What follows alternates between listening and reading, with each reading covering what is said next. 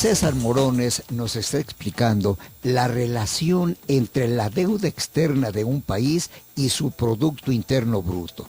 Vamos comenzando porque nos explique qué es el Producto Interno Bruto de un país, César. Lo voy a poner en términos de la familia, como es el ejemplo con el que finalizamos el anterior bloque. Es lo que ingresa a la familia producto del trabajo de quienes estén trabajando, ya sea el padre de familia o la madre de familia, o algunos hijos, o todos los hijos, etcétera, etcétera. Todo lo que ingresa a un hogar, eso es el ingreso familiar.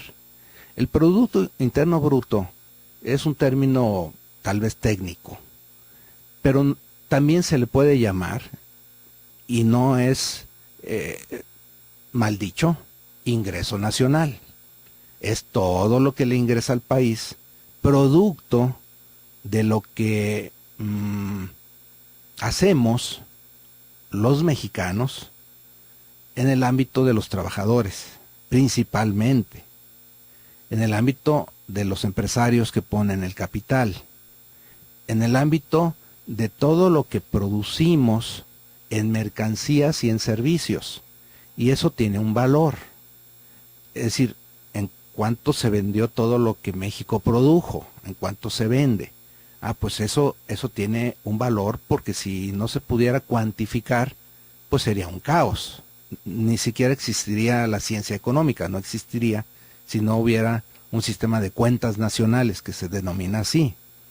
En la escuela, en la carrera de economía, eso son de las cuestiones más básicas que te enseñan.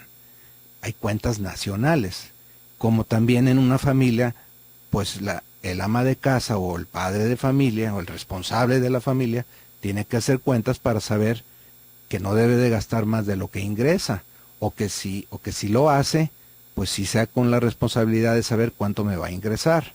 Esa responsabilidad no se tuvo durante 2 sexenios, y me quiero referir al de Luis Echeverría, 70-76, y el de López Portillo, 76-82. ¿Por qué? Porque Luis Echeverría toma al país con 4,000 millones de dólares de deuda y lo deja con 20,000 millones. López Portillo lo toma con 20,000 millones de dólares de deuda y lo deja con 80,000 millones de dólares de deuda, creyendo que el petróleo iba a ser nuestra salvación, y con aquel exceso de frivolidad. Prepararnos para administrar la riqueza, nos dijo.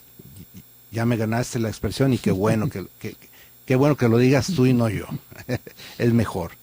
En efecto, eso nos llevó a ese quiebre que tuvo México en 1982, cuando López Portillo deja la presidencia de la República, y nuestros acreedores, a quienes, insisto, les debíamos 3 veces nuestro ingreso nacional, o sea, 3 años de nuestro ingreso nacional. Significa esto. Pero sin comer. Sin comer, sin gastar absolutamente nada, ni para los chicles siquiera. Ni siquiera para eso, ni para comer, ni para comprar zapatos, ni para comprar nada. Eso es lo que significa deber 3 veces el PIB. No sé si quedó claro que el PIB es el Producto Interno Bruto. Eso significa que es lo mismo que decir que es el ingreso nacional, como es el ingreso familiar. César, para entender mejor lo que significa para un país la deuda externa, dinos en el ranking, en la lista, en el contexto internacional, cuáles son los países más endeudados comparativamente con su PIB. Muy bien. El país más endeudado del mundo no es Grecia. Ahorita Grecia está en el epicentro del problema mundial. Pero Grecia es el segundo lugar, ya que debe 2.7 veces su PIB, pero hay un país que lo rebasa, que es Japón. Japón es el país más endeudado del mundo, debe exactamente 3 veces su PIB, lo que significa que los japoneses, si los acreedores se lo exigieran, pagarles hoy o mañana, no tengo, o espérame 3 años, te pago en 3 años, Nada más que para poderte pagar, tiene que haber dos cosas. Una, que no me cobres intereses sobre intereses, porque ese es el problema de las grandes deudas, que son intereses sobre intereses, y además otros intereses de castigos por incumplimientos, etcétera, etcétera. Creo que esto es un drama que viven muchas familias en México, y me están entendiendo. A nivel de país, eso le está pasando a Grecia, eso nos pasó a nosotros en México en el 82, pero para no desviarme de tu pregunta, el primer lugar en deuda es Japón, el segundo lugar es Grecia con 2.7 veces, y el tercer lugar es Estados Unidos, que debe 2.5 veces su Producto Interno Bruto, su ingreso nacional. Es decir, que los norteamericanos, para poder pagar la deuda que tienen con los acreedores internos y externos, porque ya quedamos que esto más bien es deuda pública, que tiene los dos ingredientes, lo interno y lo externo, necesitaría 2 años y 6 meses los norteamericanos. Es decir, necesitan trabajar 2 años y medio sin comer. Es algo verdaderamente alarmante. ¿Por qué no se derrumba la economía de los Estados Unidos? No se derrumba la economía de los Estados Unidos porque en 1973 se tomó la decisión en los foros internacionales en cambiar de patrón. El patrón hasta 1973 era el oro, y a partir de 1973 el patrón es el dólar. ¿Qué significa eso? ¿Qué significado tiene?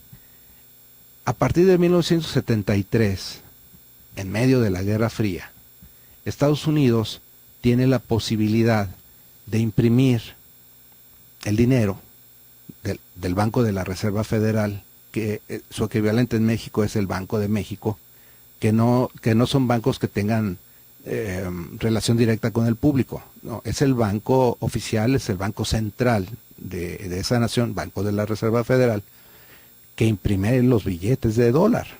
Entonces, Estados Unidos no tiene problemas porque puede imprimir más dólares, y por lo tanto disfraza un problema estructural. Pero, como bien lo dijiste, eso es artificial. Pero hay una cuestión. A ver, César. Japón y Estados Unidos, endeudadísimos. Pero ¿por qué no se hace tanto escándalo como en el caso de Grecia, de Portugal, de España, de Italia, en fin, de Irlanda, por ejemplo? ¿Por qué? Sí. Has citado países que están dentro del grupo de los 8 más endeudados. Estos que acabas de mencionar están en ese grupo. Grecia es el caso ahorita que está en el centro dramático. Es el más famoso del mundo, porque es el mayor, 2.7 millones, y porque además aquí hay un ingrediente político. Las elecciones fueron ganadas por un partido nuevo, de extrema izquierda, que cuando llega y toma posesión y se da cuenta del tamaño de los compromisos internacionales que debía de cumplir, dice: oye, yo no tengo para cumplir con esos compromisos, y además yo no me comprometí, ni el pueblo tampoco se comprometió, fue la irresponsabilidad de quienes gobernaron antes que yo llegara, y por eso se hace ese punto de quiebra en el caso de Grecia. Eso es lo que está en juego. Ahora bien, Grecia tiene 2 opciones, y esto nos lleva al otro lado del mundo: o quedarse en la Unión Europea, que Alemania lo invita a no salirse con una enorme insistencia, o bien irse al famoso BRICS, que es un grupo de países muy importante, que ya tienen 2 instituciones crediticias que compiten con el Banco Mundial y con el Fondo Monetario Internacional. Ahí está la clave. Fíjese nomás, ese es un factor, esa es una noticia, ese es un hecho que nos debe ayudar a entender lo que es el momento económico internacional. Rusia, China y la India forman un bloque, Brasil también. Brasil, perdón, un bloque verdaderamente trascendental. César Morones nos lo explicará después de una pausa.